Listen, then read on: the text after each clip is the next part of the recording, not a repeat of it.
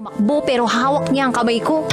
Iba't ibang babae, iba't ibang conversations. Rocky's Secret Files. Your story they never knew existed. Tinuruan niya ako kung paano maging isang mahusay na kabit. Yung puso ko parang sinasaksak sa sobrang sakit. Rocky's Secret Files. Secret Files. With Titan Jello. Rocky's Secret Files. Rocky's Secret Files. Secret Files.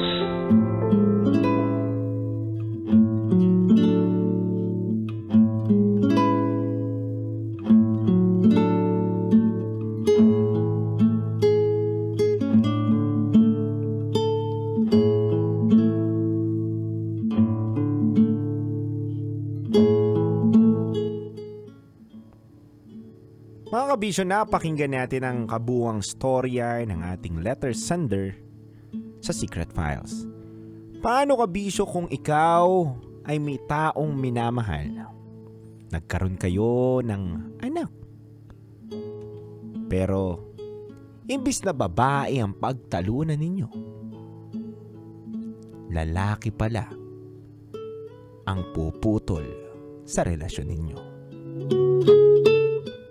Eh di putulan na lang din natin. Ano puputulin? Yung dun sa asawang lalaki. Putulan ng ugnayan. Charot lang, may darot. Alam mo, dude, napakahirap nung pinagdadaanan ng ating Secret File Sender. 3 years and counting. Yun yung naging desisyon niya. Pero, sobra ko siyang hinahangan. Alam mo kung bakit? Bakit, Kung paano partner? niya tinanggap yung sitwasyon. Mhm. Na alam niya na kasi na hindi na yun yung battle na dapat niyang ilaban pa eh. Nung pinili nung lalaki, yung jowa niya, o nung pinili nung asawa niya, yung jowa, sinurrender niya na. At nag-let go na siya. Nailibs ako dun at minintain nila yung co-parenting. Okay. Kasi hindi lahat kayang gawin yung ganung klaseng pagla-let go. And may iba talaga na inilalaban pa eh. Sinusubukan pa talaga. Pinipilit pa talaga hanggat kayang pilitin eh. Tama. And I believe, no, dude, na there are 2 types of bravery. Yung unang klaseng bravery, yung sige, pilit natin, ilaban pa natin, i-push pa natin, baka kaya pa yung ituwid. Tama. Pero yung isang, sa kabilang banda, yung isa pang klase ng bravery o katapangan, ito yung tipo ng, sige, kapalayain na kita, ililet go ko na to. Dahil tanggap ko na hindi ako mananalo kung sakaling ilaban ko pa to. Pero kung pipiliin ko yung sarili ko, alam kong panalo ako. Tama. Kasi ganoon naman talaga ang totoong nagmamahal, partner eh. Nagpapalaya. Nagpaparaya. Mm. Kasi kung hindi niya papalayain yung tao na yon, Mhm. siya rin ang mahihirapan. Sasakit lang din ang ulo niya. Mm-mm. Alam mo, partner, hindi naman sa kinokompara natin. Mm-mm. Kasi parehas yan eh. Ang cheating is cheating. Mm-mm. So, ang problema kasi dito, partner, mas masakit kasi sa isang babae na makita niya yung asawa niya o yung partner niya na hindi gumusto ng babae, kundi gumusto ng babae ay ng lalaki. Mas mabigat yun, partner eh. Kasi, Actually, iniisip ko din yan. Alam totoo, mo, mabigat. meron may discussion tungkol dito eh. Anong mas masakit? Yung palitan ka or lokohin ka, tapos babae yung ipalit sa'yo, o lalaki yung, kapwa niya lalaki yung ipinalit sa'yo? Parang yung iba ang isasagot, yung lalaki. Pag lalaki, yung mismong ipinalit sa akin ng mister ko. Bakit? Kasi wala ako nun eh. Tama. Wala ako nung Wala kayang ako nun. ibigay ng Yes. lalaking yun. Yes. Tsaka ano to parehas masakit, Mm-mm, 'di ba? mm-mm. Siyempre parehas masakit, pero iba kasi. Ibang usapan kung lalaki ang ipinalit sa iyo eh. Parang doon na lang ending na yun eh. Wala na. Kung babae, parang kaya mo pang ihagel, no? Oo. Parang merong reconciliation. Ito kasi, dude, it's a matter of sabihin natin, self-concern. Tama.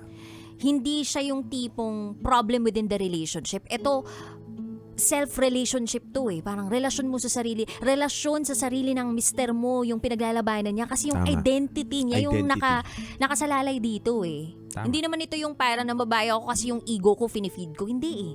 Nagmumula yon doon sa sexual orientation niya, which is gay nga siya. Tama. Totoo yung sinasabi mo, partner.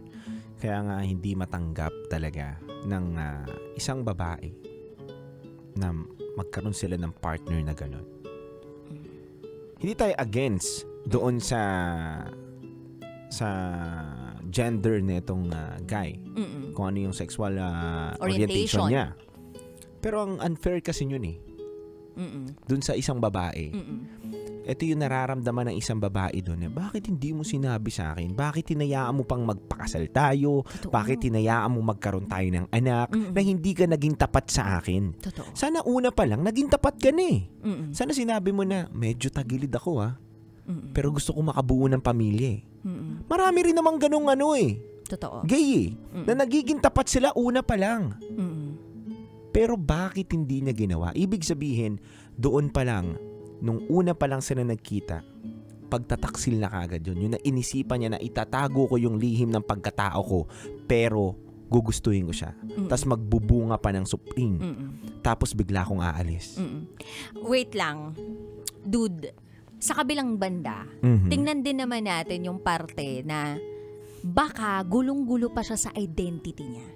Yung mister ng ating secret file sender na si Jacob, baka gulong-gulo pa siya nung time na nandun siya sa proseso na ginugusto niya yung babae. Or baka naramdaman niya talaga na gusto-gusto niya yung babae. Pero nilaban niya lang. Nilaban niya. Oo. Nilabanan niya yung sarili niya dahil yun yung isinisigaw ng relihiyon nila.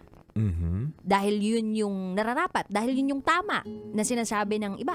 Yun yung Kaya, values. Oo. kaya yun yung parang siguro sinubukan niyang panindigan. Kaya nga sabi niya, 'di ba, sorry kasi akala ko kayang kong panindigan, pero hindi ko pala kayang manindigan. Yun yung sabi niya. Pero dapat, sa banda pa lang, o sa pagkakataon na yun, na naguguluhan na siya, hindi na muna siya pumasok sa isang relasyon eh. Tama ka dyan. Kasi may matatalo at merong magsasakripisyo. Kapag naguguluhan ka kasi sa isang bagay, o lalo na sa relasyon, kapag hindi mo kayang panindigan o hindi mo kayang manindigan, Mhm. may isang taong matatalo at maiiwanan dahil may taong naguguluhan at hindi niya kayang manindigan. At yun yung nangyari dito sa secret file sender natin. Naiwanan siya at kasama niya yung anak niya. Ngayon, co-parenting. Okay, co-parenting. Pero, ang laki ng damage sa kanya yun. Mhm. Pero brave talaga siya, no? Si Brave Maricel. talaga. Sobrang tapang. At sobrang, mahal niya. Oo. Sobrang tapang, sobrang accepting, sobrang sacrificial nung ginawa niya. Kasi legally married pa naman sila eh. Pwede niya nga kasuhan Pwede yung niya lalaki. kasuhan, pero mahal niya eh. Mm-mm. Mahal niya. Pinaraya niya. Nagpalaya siya. Totoo. And hindi natin ina-encourage na ganun yung gawin ng mga married couple, Oo. ha? Pero mabibilib ka lang talaga sa mga ganong klaseng tao na kayang magpalaya at magparaya. Mhm. At mas pipiliin yung Kapayapaan. kapayapaan at katahimikan. Mhm. Kasi pwede naman talaga siya mang-away, dude. Alam mo, ang dami ngayon nakikita mo sa post pa lang sa social media. Di ba kapag niloko ka, parang post ka agad eh. Nandun yung emosyon mo eh. Nandun, oo. Hingi ka ng simpatya sa iba. Mhm. Pero ito, hindi. Sige, papalayain na kita. Tapos nandun pa yung prayers niya na sana okay lang siya. Mhm. Sana okay siya sa mga desisyon niya. Sana masaya siya sa piling ni Bernie. Tama. Grabe yung ganong klaseng pagmamahal. And dude, naniniwala ako na yung mga ganong klaseng tao, hindi man nila natagpuan yung tamang tao para sa kanila agad-agad. Hindi man pa nila nalalasap yung talagang tunay na klase ng pagmamahal o yung deserve nilang kind of love. Mhm. Pero darating yung araw na i-reward sila ng Panginoon. Kasi ganun silang tao. Tama. Doon ako sigurado. Mhm. Kaya yung sender natin, sige, huwag kang mag-expect na may darating na ganun, pero sure ako i-reward ka ni Lord. Tama. Kakalungkot lang, no? Naman. Sobrang nakakaasar yung mga taong hindi marunong magsabi ng katotohanan. Na parelasyon pa, paligaw-ligaw pa, pabula-bulaklak pa. Tapos may hidden agenda pala. Sana sa digital world, I mean sa AI world or sa mga susunod na taon, merong naka-insert sa atin na chip. Tapos may QR code. Microchip. Microchip. Tapos kapag in-scan, makikita talaga yung baho ng lahat. Alam mo yung history, kung ano yung mga pinakatatago nating data. Totoo. Kasi para kung sakaling magmi-meet ka, makikipag-meet ka sa isang tao. Tap lang, no? O isang scan lang na ganun, biglang boom. Alam mo na agad yung history. Walang sakitan. Kasi aware ka tungkol sa nakaraan niya, sa pagkatao niya. It's either you take it or leave it. Yun nga yung lagi kong sinasabi, partner, di ba? It's either babaero ka or may tinatago kang sikreto. Dapat bago ka pumasok sa isang relasyon o bago mo pasukin yung buhay ng isang tao, hindi ko ina-encourage na maging babaero ka. Hindi ko rin ina-encourage na maging manloloko ka. Pero dapat kasi kung may mga tinatago kang bagay at may gusto kang pasukin na buhay ng isang tao, maging totoo ka sa kanya. Na ito, ilalatag ko sa iyo yung sarili ko. Meron ako 5 anak, meron akong 3 asawa. Ngayon, ikaw pang-4 ka na. Gusto mo ba ako? Ngayon, kapag tumanggi yan, okay, palayain mo, huwag mong pilitin. Pero kung gumusto yan, at talagang pinasok na rin yung buhay niya sa'yo, walang dapat sisihin. Nilatag mo ng maayos yung buhay mo eh. Grabe, no? Umuo siya eh. Grabe. Di ba? Kung ako naman, yung katulad nito ng sa letter sender Wait lang, natin. tama yung sinabi mo. Iba talaga pag galing sa experience. Ito Tama. naman to eh. Alam ko, kukontrain mo ako. Hindi ako kumukontra. Sinasabi ko, tama ka. At sinasabi ko, binavalidate ko yung comment mo by saying, iba talaga pag galing sa experience. Iba na pagsubok. Hindi, pero totoo yun, di ba? Kung ganito lang din yung ginawa niya na, alam mo, may nararamdaman ako sa sarili ko eh. Lalo na, medyo gulo yung isip ko sa gender ko.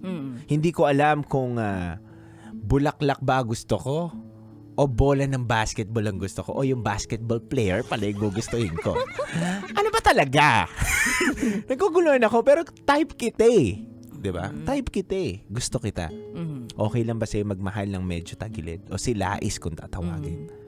Kapag umoo at nangyari na naghiwalay kayo dahil doon sa gender mo at nakaramdam ka na, ay, hindi ko pala gusto yung babae, gusto ko yung basketball player. Walang sisihan. Yeah. Kasi ganun lang naman yun eh. Maging totoo ka sa una pa lang. Kapag nagustuhan nyo ang isa't isa at nag-agree kayo dun sa nilalatag mo at ino-offer mo sa kanya, walang dapat sisihin.